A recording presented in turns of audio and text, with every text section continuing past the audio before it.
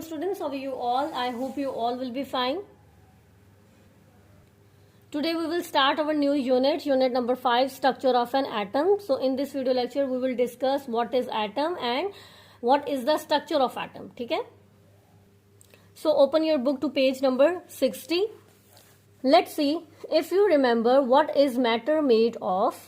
Can you see an atom? Which is smaller, an atom or a molecule? Okay.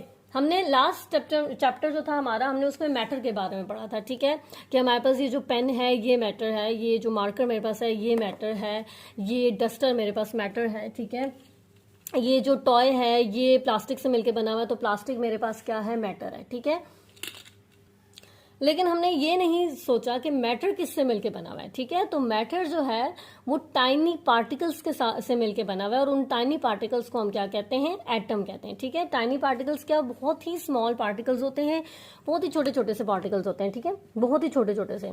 इनको आप जो है ना माइक्रोस्कोप से ही देख सकते हैं, इसके अलावा आप इनको नहीं देख सकते. ठीक है, तो the matter is made up of tiny particles called atoms. Just as a wall is made of small brick, living organisms consist of cells, and honeycomb is made up of small hexagonal cells. ठीक है, जैसे एक wall जो है वो BRICS से, small BRICS से मिलके बनती है. ठीक है, जितने भी लिविंग ऑर्गेनिजम्स होते हैं वो सारे लिविंग सेल्स पे कंसिस्ट करते हैं. ठीक है, हनीकॉम जो है वो किससे मिलके बना हुआ है, honeycomb is made up of hexagonal cells. Hexagonal cells की शेप इस तरह होती है. ठीक है, इस तरह के हेक्सागोनल जो है वो सेल्स होते हैं. ठीक है, element is a pure matter. हमारे पास जो एलिमेंट होते हैं, हम यहाँ पे एलिमेंट्स को भी डिस्कस करेंगे, तो वो जो एलिमेंट्स हैं वो हमारे पास क्या है, प्योर मैटर हैं, which has the same type of atoms, और हर एलिमेंट के अपने एटम्स होते हैं. ठीक है, and retain all of the chemical properties of that element. ठीक है, और वो एलिमेंट जो है उसमें केमिकल प्रॉपर्टीज भी वो रिटेन करता है. ठीक है, वो फिजिकल प्रॉपर्टीज भी वो रिटेन करता है. ठीक है, For example, a gold coin is made up of gold atoms put together in a shape of coin. ठीक है, हमारे पास जो गोल्ड है ना, गोल्ड हमारे पास एक एलिमेंट है. ठीक है, इस गोल्ड से हम क्या बनाते हैं, गोल्ड कॉइन बनाते हैं. ठीक है, और इस गोल्ड कॉइन के अपने क्या होते हैं, इस गोल्ड कॉइन में भी क्या होते हैं, गोल्ड एटम्स होते हैं. ठीक है, गोल्ड एटम्स होते हैं. अंडरस्टैंड. फिर हम इन जो गोल्ड एटम होते हैं ना, इनको हम कॉइन की शेप में ले आते हैं. ठीक है, तो हमारे पास वो क्या बन जाता है, गोल्ड कॉइन बन जाता है. बेसिकली गोल्ड हमारे पास क्या है, एक एलिमेंट है. गोल्ड हमारे पास एक एलिमेंट है, और इस गोल्ड से हम क्या बनाते हैं, गोल्ड कॉइन बनाते हैं. ठीक है, डिस्कस स्ट्रक्चर ऑफ एटम. ठीक है, ये जो चीज तो हमें पता चल गई, जो मैटर्स होते हैं वो एटम से मिलकर बने हुए होते हैं. ठीक है, अब इस टॉपिक में, स्ट्रक्चर ऑफ एटम में, हम ये डिस्कस करेंगे कि एटम का जो स्ट्रक्चर है वो किस तरह का होता है. ठीक है, structure of an atom.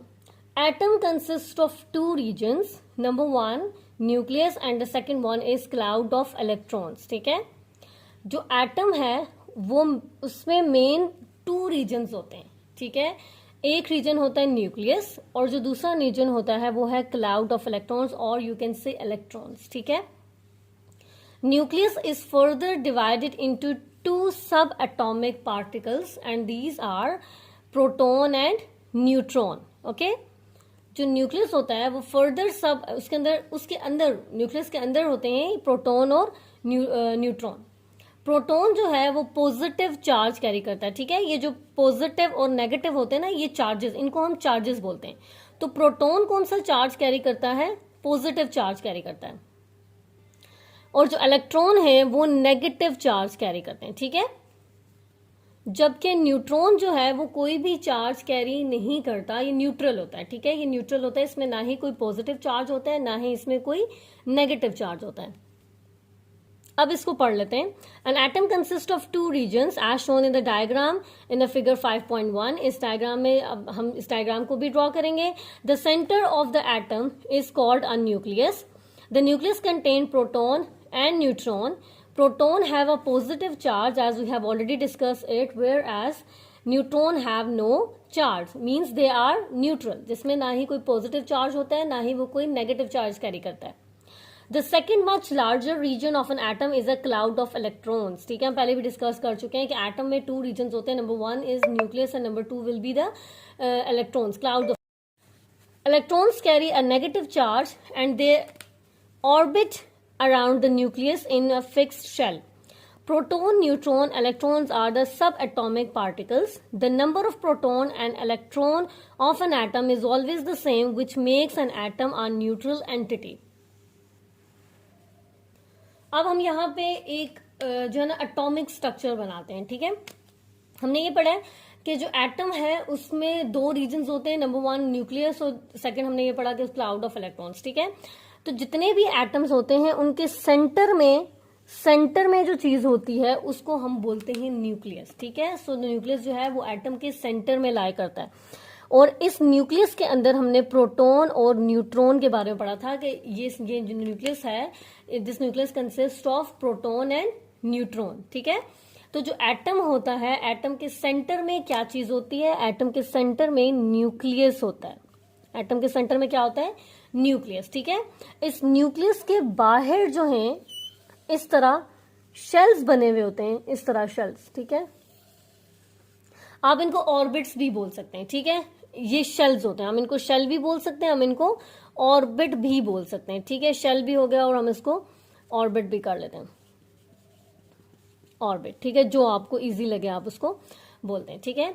In shells में इलेक्ट्रॉन्स रिवॉल्व करते हैं, हमने पढ़ा है ना, इलेक्ट्रॉन्स होते हैं इन शेल्स में। क्या चीज रिवॉल्व होते हैं, क्या चीज रिवॉल्व करते हैं इनमें, इलेक्ट्रॉन्स। और इलेक्ट्रॉन कौन सा चार्ज कैरी करते हैं, नेगेटिव चार्ज कैरी करते हैं, ठीक है। तो ये हमारे पास एक स्ट्रक्चर ऑफ एटम है। स्ट्रक्चर ऑफ एटम में ये डिस्कस किया कि एटम के 2 रीजन्स होते हैं, न्यूक्लियस और इलेक्ट्रॉन्स, ठीक है, क्लाउड ऑफ इलेक्ट्रॉन्स, ठीक है। एटम के सेंटर में जो चीज होती है वो हमारे पास होता है न्यूक्लियस, और न्यूक्लियस के अंदर क्या होता है, प्रोटॉन एंड न्यूट्रॉन होता है, ठीक है। उसके बाद न्यूक्लियस के बाहर ऑर्बिट्स होते हैं, और उन ऑर्बिट्स में क्या चीज रिवॉल्व कर रही होती है, इलेक्ट्रॉन्स, ठीक है। उन ऑर्बिट्स में इलेक्ट्रॉन्स होते हैं। ये हमारे पास क्या है, जैसे ये भी हो गया, ये भी हमारे पास क्या है, इलेक्ट्रॉन है, ठीक है। प्रोटॉन, न्यूट्रॉन और इलेक्ट्रॉन, ये जो प्रोटॉन, ठीक है, न्यूट्रॉन और इलेक्ट्रॉन, इनको हम क्या कहते हैं, ये तीनों हमारे पास क्या चीजें हैं, दे आर सब एटॉमिक पार्टिकल्स, ठीक है। तो जब आपसे ये पूछा जाए कि सब एटॉमिक पार्टिकल्स एटम में कौन से होते हैं, तो आपको पता होना चाहिए कि प्रोटॉन, न्यूट्रॉन और इलेक्ट्रॉन जो हैं ये हमारे पास सब एटॉमिक पार्टिकल्स होते हैं।